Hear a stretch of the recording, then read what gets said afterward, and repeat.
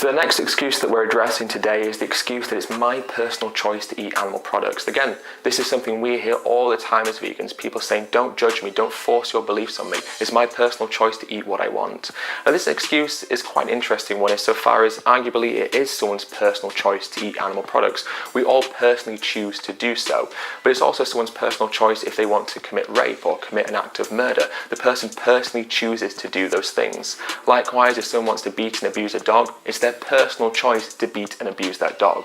Just because someone personally chooses to do something does not make the action morally justifiable. The problem is when people use the excuse, it's my personal choice, it shows how far detached they've become from the fact that the animal products they're eating have either come from an animal that is already dead or one that is in the process of being exploited and will eventually end up dead. When people use this excuse, it shows how far detached they've become from the fact that those animal products came from a victim, a living being who suffered, and it makes people think that only they are affected by whether or not they eat animal products. So when people say to vegans, respect my personal choice, we are respecting the personal choice of others. We're respecting the personal choice of the 56 billion land animals and the 2.7 trillion marine animals that are killed needlessly who do not want to die for us.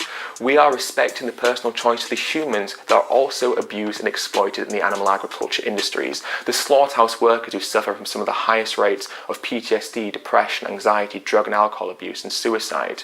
We're respecting the personal choice of the animals that don't want to be skinned for fashion, or the animals that do not want to be tied down to the laboratory table for science and for cosmetics. As vegans, we respect the environment and everyone who is affected by climate change because consuming animals is responsible for causing some of the worst environmental calamities that we're currently facing as a species. As vegans, we're respecting the personal choice of everyone who wants to live a long, fulfilled, happy, healthy life by telling them that consuming animal products causes the most prevalent diseases and illnesses currently affecting our society: heart disease, type 2 diabetes, osteoporosis, dementia, strokes, high blood pressure, kidney failure.